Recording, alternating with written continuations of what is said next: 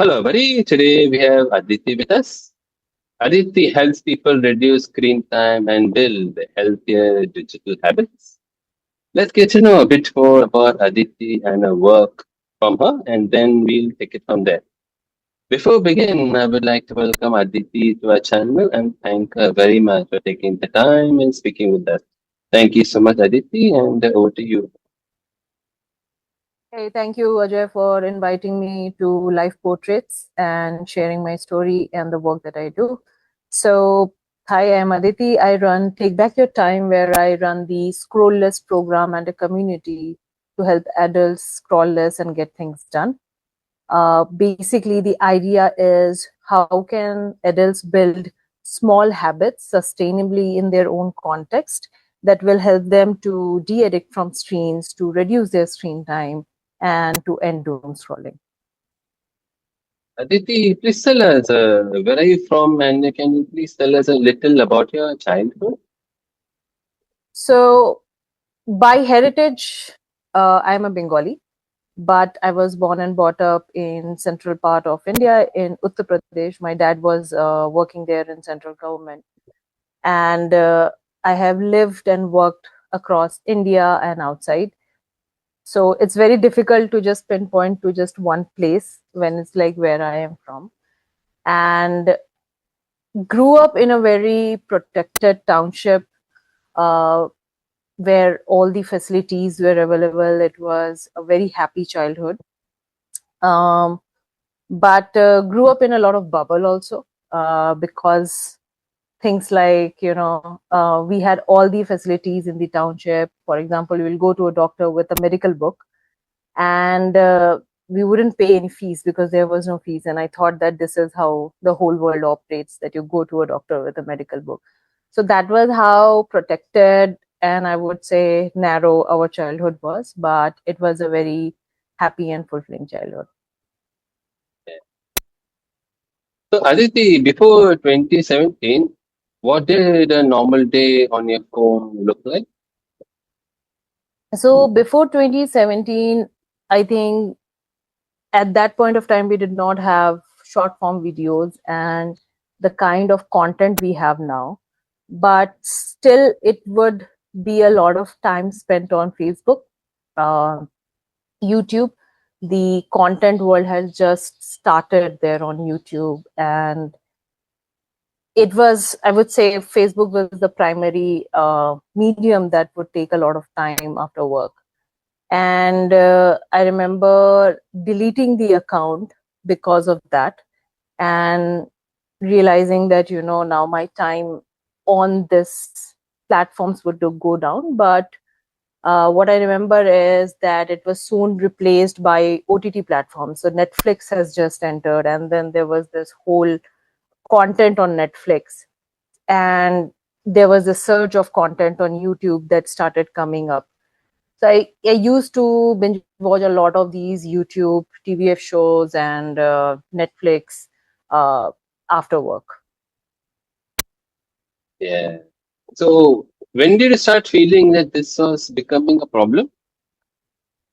I don't think when I deleted the Facebook, I realized the kind of the in depth of the problems that we have. But what I remember from that time was I would see these photos of my college mates or schoolmates who were in abroad, and I would have a comparison anxiety. I don't think I even knew the term back then, but I would feel that I was not doing enough in my life, and I should also be abroad doing some work or doing masters, things like that. And that's when I sort of and I would just see that a lot of time is going in consuming these photos. I was not posting anything on Facebook as such, but that was the initiation. And only after COVID, I think I sort of realized when in lockdown, the screen time just peaked because the work was there, the entertainment was there, the communication was there, everything was just the screens. And during that time, I remember having a severe backache. because after work I would be playing Ludo with my friends or doing video calls, sitting on a bean bag or just lying on the bed, and also headaches, because the screen time headaches explode. So that is the time I remember when I started having these physical problems because of my high screen time. Yeah. So, Aditi, you were saying that these apps are designed to keep us hooked. What do you mean by that actually? So I also, so just to give a bit of a context, I have a background in psychology, and I have worked for almost a decade in the UX industry, where I myself was building these apps to hook people's attention, because that is Yeah, what we call engagement in the industry. yeah, How much time you can keep the person hooked on a particular product. And they, when I say they are designed because to hook our attention, because at this point every touch point, from the moment you see those ads to the moment you onboard, download and use, every of those touch points has been exploited in a way, understanding your psychology, understanding your behavior, understanding what would keep you more, stimulated, that it is impossible for a person to sort of say that, hey, I do not want to use this particular product and I will not use it. That's not exactly. possible, because the world's top designers, neuroscientists and psychologists have built these apps. And so it is designed to keep you hooked, because if you're hooked, if your time is there, that is how these products are going to build money, are going to get their revenue. So that Correct. is what I mean by hooked by design. So, just now when you were speaking, I came to know that you have worked on both sides. One side, you were building products to keep people hooked, and now you're helping people step away from screens. So, what surprised you most about this journey, Aditi? I think when you are, building these products, you are, I feel, obviously there are two poles, that is A, the company for which you're building, and B, the users for whom you're building. And we tend to think about, we are building it to benefit them, which is right, but there is a part where we are benefiting them at certain costs, and we do not tend to think about that, and that costs them a lot. And I think it costs them their time, obviously it costs them their focus, it costs them their attention, attachment, their relationships, a lot of things, which I feel that if they are being designed in a certain ethical way, um, it would help the users. But we do not tend to think when we are building the products, and that was surprising for me when I was on this side of the spectrum, like how exploitative these products can be once we are hooked on them. So, Aditi, you went from 6 hours a day to 1 hour a day on screen. So, what helped you make that shift? uh, so it has been a journey of almost 4 to 5 years. As I said, that during COVID my physical health deteriorated, Yeah. and we happened to live in Goa for some time. And there we saw the difference between a space having a huge screen and a space not having one. So we were living in this Portuguese villa which did not have a huge screen, no TVs. The bedroom did not have Wi-Fi signals. And we saw that our behavior there after work was very different. We would cook elaborate meals, we would spend more time reading books, talking to each other, or just enjoying ourselves in the porch. And this another BNB where we were there was like a surround sound system, there was an HD TV.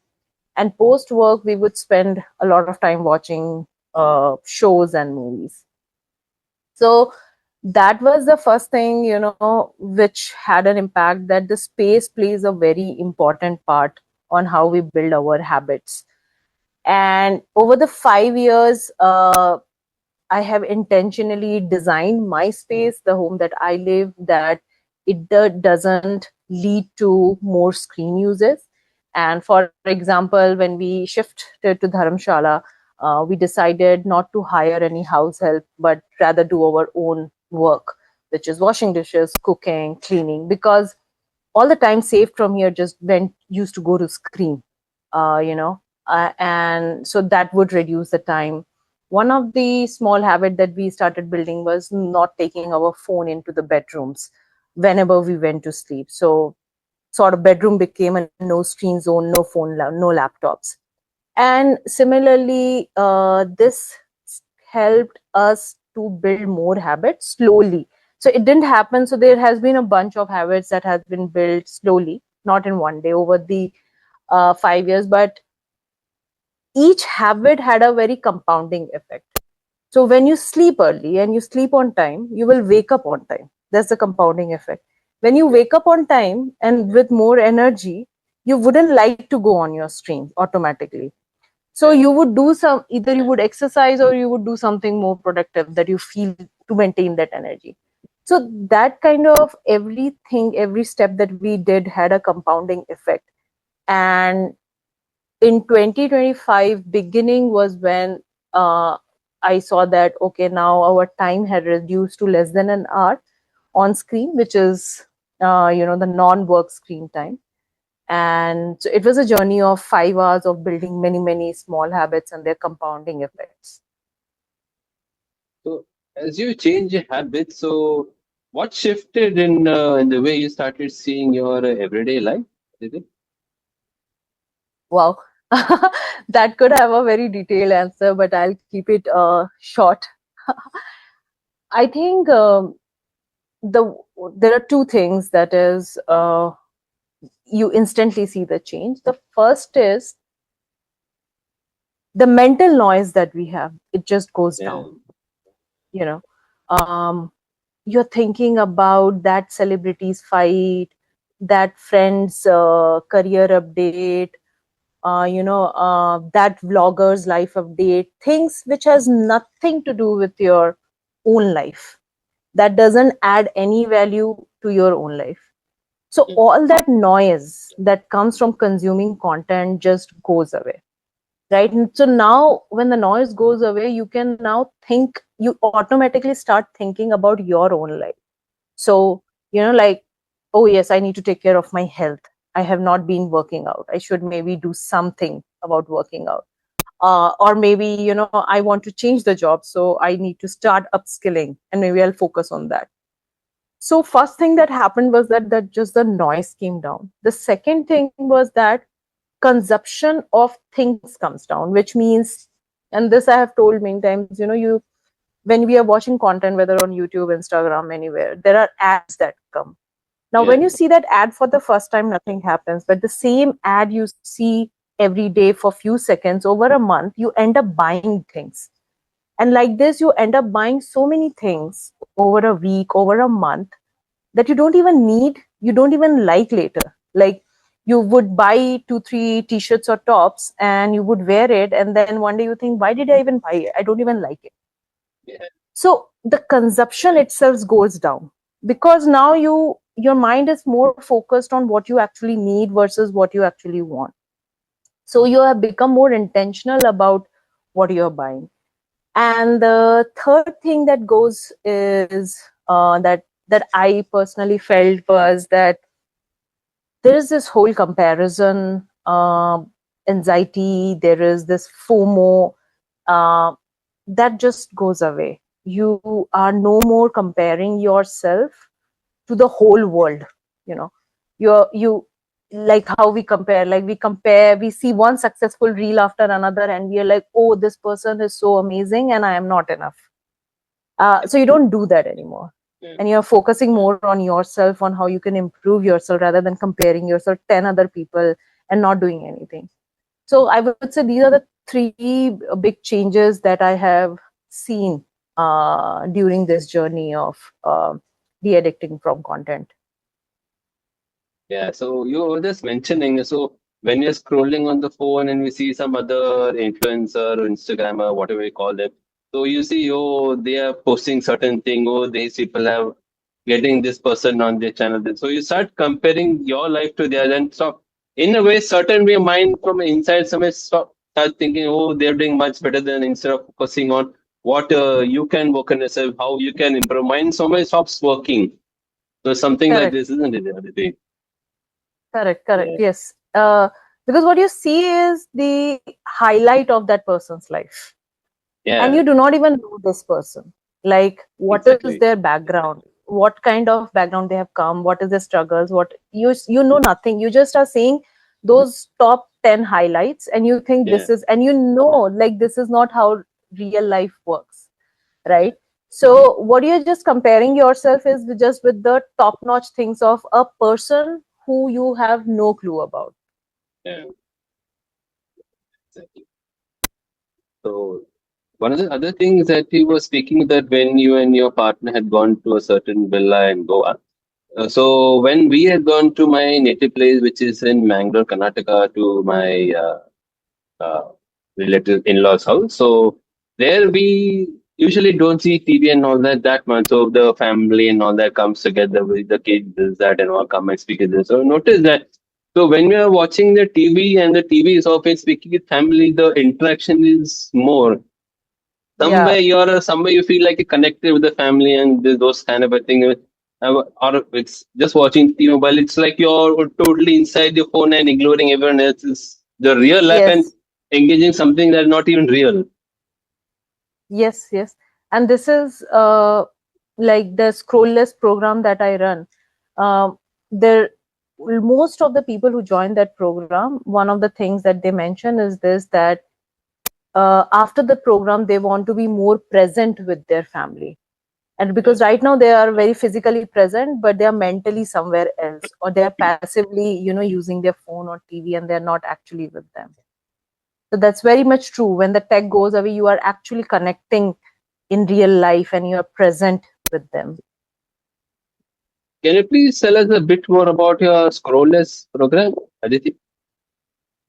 So it's a 5 weeks program, and the idea of the program is to help you get started with 4 foundational habits, which is no content consumption 60 minutes before you sleep, no content consumption 60 minutes after you wake up, practicing boredom, and practicing mindful meals, which is no content consumption with meals. The idea is that we practice one habit by building a system around it based on your context with my framework. And when you practice those small habits, because it is linked to two very important pillars of life, which is food and sleep, they automatically compound and have a very big impact on other aspects of your life. So for example, first week in the program, and people would say that, I was scrolling, and at 30 minutes I was like, oh my god, I've been scrolling for 30 minutes, I should now stop. Now, there is nobody has asked them to stop, or nobody says them to do that. We always focus just on one habit because we don't want to overwhelm the person, but that is the beauty of consciousness, right? That the mental alarm of that you're doom scrolling comes naturally even when you practice one small habit. So Yeah, the idea is that you start practicing these foundational habits, and by the end of the program you leave with habits that you can continue, and it will have its impact on your other aspects of your life as well. So this is basically the program that we run, and it's a very small cohort, so just 4 people in a cohort, with weekly calls where we meet up and talk about how was the experience in general. so this thing is done online or is it someone has to be with you guys in Dharamshala? No, no, it is done online. It's a very simple program. We meet every week online on a WhatsApp video call. I help them build the system for the habit of the week, and they share their experience. And because the whole idea is for you to build this habit in the life that you live. Yeah, So the idea is not that going to a retreat, because retreat is not the life that you live. Your life is right there in that business of your work with your family. So you yeah, build the habit based on that context, so that it sticks even after the program ends. So it's right there in your own context, and we just meet online. So Aditi, you often talk about losing depth. What does that look like in real life? Losing depth. So I think I'm just looking for the right word, but I would say that it looks more like that the your intuition, we all have an intuition Yeah. that weakens, which means that when you have to take decisions, you cannot do that without googling or without asking ChatGPT or without reading 5 reviews. You're totally dependent on something. So that's the first thing that goes. Our reliance on intuition slowly goes away. The second thing is you no more have a understanding of things. What you have more is an opinion of things based on the tweets and the videos that you have consumed. Yeah. So, for example, let's take any topic. It could be protein, or it could be mental health, or it could be anything. And people no more go in depth of it, right? You are following certain influencers, you're following certain videos, you read it and you suddenly form this opinion about it, but you really don't understand it in the depth. So people no more have a perspective, I would say. It's more of an opinion that they have. And the third thing is polarization. In general, you will see that your views are more biased, more Yeah. polarized, because the algorithm shows you the content that you like. So it will keep showing you more, and it's not going to, show you a holistic picture of something. As soon as within 2 reels, if you have seen, it knows that, okay, this is the kind of content you like. And it will keep bombarding you with those kind of content. And in general, then you become very biased about things even without experiencing or understanding them. So Exactly. those are the 3 things that means that you lose the depth uh, in real life. Yeah. Exactly. Exactly. So Aditi, someone watching this video right now feels that they are stuck to their phone. Where do you think they should begin? So the most biggest myth or mistake that people do is they think that they can leave phone based just on discipline and willpower. And it doesn't happen that, because addiction to phone or your high screen time, whatever you want to call it, is an addiction to an habit of compulsive content consumption, where every 10-15 minutes you need feel the urge to consume some chat, some podcast, some videos, some reels, some email. So in order to start this, you have to build habits. You have to build habit to reduce your overall content consumption. So you can join the scrollless program, or if you want to start on your own, start with any one small habit. And the one small habit that I say that is this, that before sleeping, whenever you want to sleep, doesn't matter whether it's 2 a.m. or 3 a.m. or 10 p.m., 30 minutes before you sleep, keep all your phones on laptops outside the bedroom, and try to do some breathing exercise or read book. But that is something that you can just start with. Yeah. So, Aditi, according to you, if we got back just 1 hour a day, what could that really change in our lives? I think that answer is very different for everyone, because we have so many things that we want to do, but at the end of the day, those time goes to screen. uh, Most of the people who join the program have used that time, I think, to read, to spend that time playing with their kids, bonding with them, bonding with their partners, completing certain courses that has been due for so long, and exercise. That could be as simple as walking after dinner, or actually waking up in the morning and going for a run or gym. So these are the few things that I see people across age have been doing post the program or during the program. Aditi, apart from other things that we have discussed, is there something that you would like to tell our viewers today? Okay. No, I think you have covered most of it. Okay, so finally, what would you like to tell your younger self, Aditi? Wow. With respect to screen time, I'm guessing, I think, at least because I'm a millennial, we are, privileged enough that our early childhood was not with social media. I didn't Yeah, grew up with social media. So thank the universe for that. But I think in the early 20s is when, mid 20s is when it peaked. Um, I wish I would tell to myself to, like, uh,